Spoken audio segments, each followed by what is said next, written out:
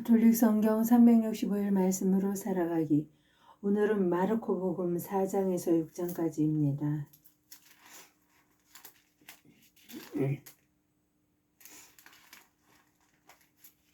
4장. 씨 뿌리는 사람의 비유. 예수님께서 다시 호숫가에서 가르치기 시작하셨다.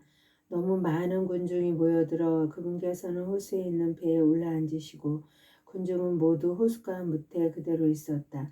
예수님께서 그들에게 많은 것을 비유로 가르치셨다. 그렇게 가르치시면서 말씀하셨다. 자, 들어보아라. 씨 뿌리는 사람이 씨를 뿌리러 나갔다. 그가 씨를 뿌리는데 어떤 것은 길에 떨어져 새들이 와서 먹어버렸다. 어떤 것은 흙이 많지 않은 돌밭에 떨어졌다. 흙이 깊지 않아 싹은 곧 돋아났지만 해가 솟아오르자 타고 말았다. 뿌리가 없어서 말라버린 것이다. 또 어떤 것은 가시덤불 속에 떨어졌는데 가시덤불이 자라면서 숨을 막아버려 열매를 맺지 못하였다. 그러나 어떤 것들은 좋은 땅에 떨어져 싹이 나고 자라서 열매를 맺었다. 그래야 어떤 것은 30배, 어떤 것은 60배, 어떤 것은 100배 열매를 맺었다. 예수님께서는 이어서 말씀하셨다. 들을 귀 있는 사람은 들어라. 비유로 말씀하신 이유.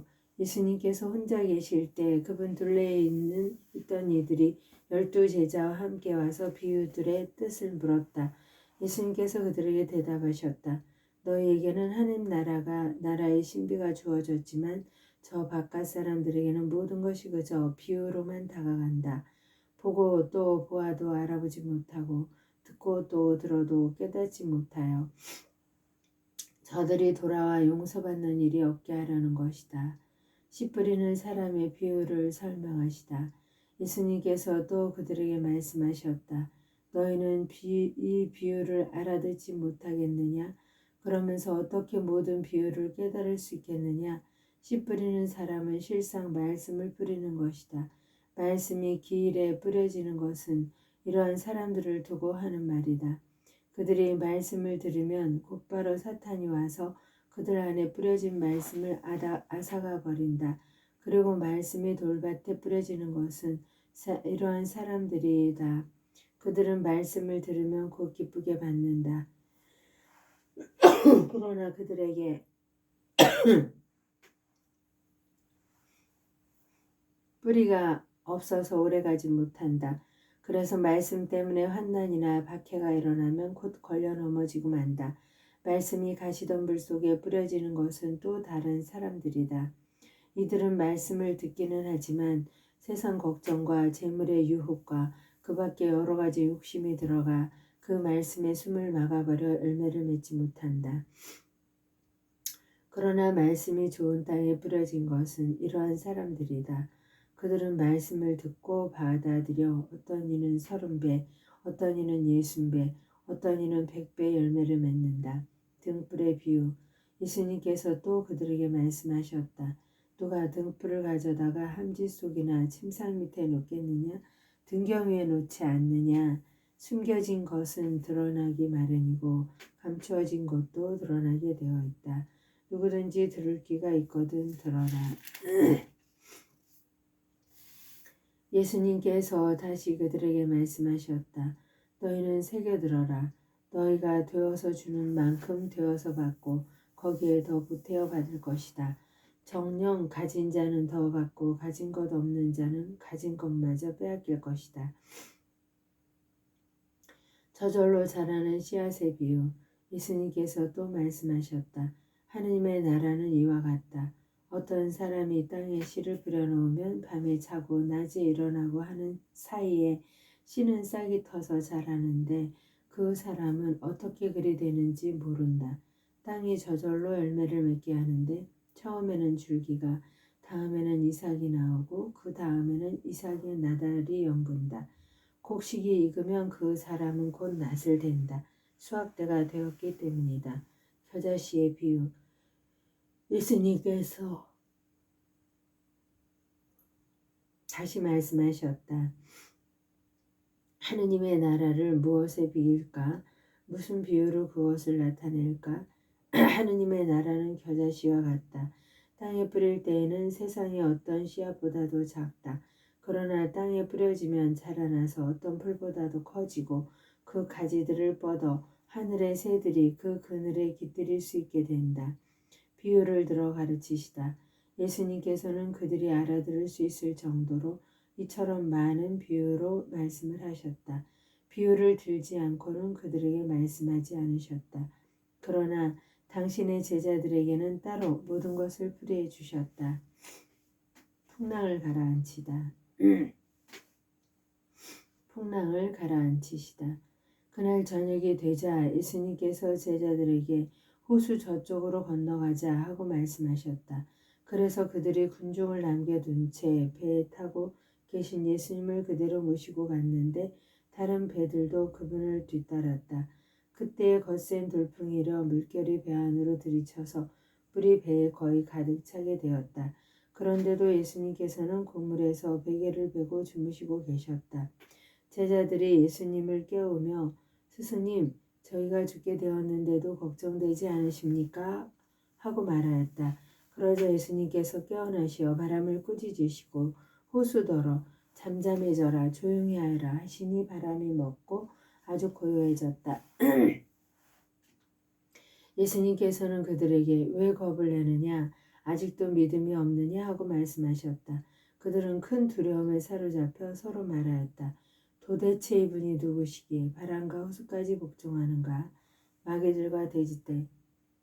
5장. 그들은 호수 건너편 게라사인들의 지방으로 갔다. 예수님께서 배에서 내리시자마자 더러운 영이 들린 사람이 무덤에서 나와 그분께 마주 왔다. 그는 무덤에서 살았는데 어느 누구도 더 이상 그를 쇠사슬로 묶어둘 수가 없었다. 이미 여러 번 족쇄와 쇠사슬로 묶어두었으나 그는 쇠사슬도 끊고 족쇄도 부수어버려 아무도 그를 휘어잡을 수가 없었다. 그는 밤낮으로 무덤과 산에서 소리를 지르고 돌로 제 몸을 치곤 하였다. 그는 멀리서 예수님을 보고 달려와 그 앞에 엎드려 절하며 큰 소리로 지극히 높으신 하느님의 아들 예수님, 당신께서 저와 무슨 상관이 있습니까? 하느님의 이름으로 당신께 말합니다. 저를 괴롭히지 말아 주십시오 하고 외쳤다.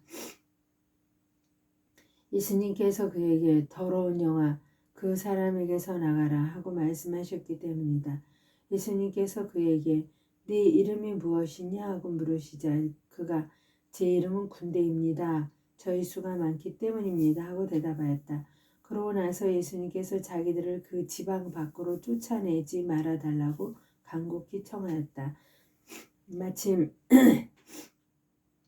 그곳 산 쪽에는 노아 기르는 많은 돼지떼가 있었다. 그래서 더러운 영들이 예수님께 저희를 돼지들에게 보내시어 그 속으로 들어가게 해주십시오 하고 청하였다. 예수님께서 허락하시니 더러운 영들이 나와 돼지들 속으로 들어갔다. 그러자 2,000마리쯤 되는 돼지떼가 호수를 향해 비탈을 내리달려 호수에 빠져 죽고 말았다. 돼지를 치던 이들이 달아나 그 고울과 여러 촌락에 알렸다. 사람들은 무슨 일이 일어났는지 보려고 왔다. 그들은 예수님께 와서 마귀 들렸던 사람, 곧 군대라는 마귀가 들렸던 사람이 옷을 입고 제정신으로 앉아있는 것을 보고는 그만 겁이 났다. 그 일을 본 사람들이 마귀 들렸던 이와 돼지들에게 무슨 일이 일어났는지 그들에게 이야기해 주었다. 그러자 그들은 예수님께 저희 고장에서 떠나 주십사고 청하기 시작하였다. 그래야 예수님께서 배에 오르시자 마귀 들렸던 이가 예수님께 같이 있게 해주십사고 청하였다. 그러나 예수님께서는 허락하지 않으시고 그에게 말씀하셨다. 집으로 가족들에게 돌아가 주님께서 너에게 해주신 일과 자비를 베풀어 주신 일을 모두 알려라. 그래서 그는 물러가 예수님께서 자기에게 해주신 모든 일을 데카폴리스 지방에 선포하기 시작하였다. 그러자 사람들이 모두 놀랐다. 야이로의 딸을 살리시고 하혈하는 부인을 고치시다. 예수님께서 배를 타시고 다시 건너편으로 가시자 많은 군중이 그분께 모였다. 예수님께서 호숫가에 계시는데 야이로라는 한 회당장에 와서 예수님을 뵙고 그분 발 앞에 엎드려 제 어린 딸이 죽게 되었습니다. 가셔서 아이에게 손을 얹으시오. 그 아이가 병이 나아 다시 살게 해주십시오 하고 간곡히 청하였다. 그래야 예수님께서는 그와 함께 나서시었다. 많은 군중이 그분을 따르며 밀쳐댔다. 그 가운데 12해 동안이나 하여라는 여자가 있었다. 그 여자는 숱한 고생을 하며 많은 의사의 손에 가진 것을 모두 쏟아부었지만 아무 효염도 없이 상태만 더 나빠졌다. 그가 예수님의 소문을 듣고 군중에 섞여 예수님 뒤로 가서 그분의 손에 옷을 대었다. 내가 저분의 옷에 손을 대기만 하여도 구원받겠지 하고 생각하였던 것이다. 과연 곧 출혈이 멈추고 병이 나은 것을 몸으로 느낄 수 있었다. 예수님께서는 곧 당신에게서 힘이 나간 것을 아시고 군중에게 돌아서시어 누가 내 옷에 손을 대었느냐 하고 물으셨다. 그러자 제자들이 예수님께 반문하였다. 보시다시피 군중이 스승님을 밀쳐대는데 누가 나에게 손을 대었느냐 하고 물으십니까? 그러나 예수님께서는 누가 그렇게 하였는지 보시려고 사방을 살피셨다. 그 부인은 자기에게 일어난 일을 알았기 때문에 두려워 떨며 나와서 예수님 앞에 엎드려 사실대로 다 아뢰었다. 그러자 예수님께서 그 여자에게 이르셨다. 딸아, 네 믿음이 너를 구원하였다. 평안히 가거라. 그리고 병에서 벗어나 건강해져라. 예수님께서 아직 말씀하고 계실 때 회당장의 집에서 사람들이 와서는 따님이 죽었습니다. 그러니 이제 스승님을 수고롭게 할 필요가 어디 있겠습니까? 하고 말하였다. 예수님께서는 그들이 말하는 것을 곁에서 들으시고 회당장에게 말씀하셨다. 두려워하지 말고 믿기만 하여라. 그리고 베드로와 야고보와 야고보의 동생 요한 외에는 아무도 당신을 따라오지 못하게 하셨다. 그들이 회당장의 집에 이르셨다.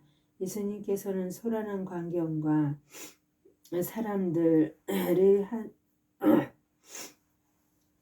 큰 소리로 울며 탄식하는 것을 보시고 안으로 들어가셔서 그들에게 어찌하여 소란을 피우며 울고 있느냐? 저 아이는 죽은 것이 아니라 자고 있다 하고 말씀하셨다. 그들은 예수님을 비웃었다. 예수님께서는 그들을 다 내쫓으신 다음 아이의 아버지와 어머니와 당신의 일행만 데리고 아이가 있는 곳으로 들어가셨다. 그리고 아이의 손을 잡으시고 말씀하셨다. 탈리다 쿰. 이는 번역하면 소녀야 내가 너에게 말한다. 일어나라 라는 뜻이다. 그러자 소녀가 곧바로 일어서서 걸어다녔다. 소녀의 나이는 12살이었다. 사람들은 몹시 놀라 넋을 잃었다. 예수님께서는 아무에게도 이를 알리지 말라고 그들에게 거듭 분부하시고 나서 소녀에게 먹을 것을 주라고 이르셨다. 나자렛에서 무시를 당하시다. 예수님께서 그곳을 떠나 고향으로 가셨는데 제자들도 그분을 따라갔다. 안식일이 되자 예수님께서는 회당에서 가르치기 시작하셨다. 많은 이가 듣고는 놀라서 이렇게 말하였다. 저 사람이 어디서 저 모든 것을 얻었을까? 저런 지혜를 어디서 받았을까? 그의 손에서 저런 기적들이 일어나다니. 저 사람은 목수로서 마리아의 아들이며 야고보, 요세, 유다, 시몬과 형제간이 아닌가? 그의 누이들도 우리와 함께 여기에 살고 있지 않는가? 그러면서 그들은 그분을 못마땅하게 여겼다. 그러자 예수님께서 그들에게 이르셨다. 예언자는 어디에서나 존경받지만 고향과 친척과 집안에서만은 존경받지 못한다. 그래 예수님께서는 그곳에서 몇몇 병자에게 손을 얹어서 병을 고쳐주시는 것밖에는 아무런 기적도 일으키실 수 없었다. 그리고 그들이 믿지 않는 것에 놀라셨다.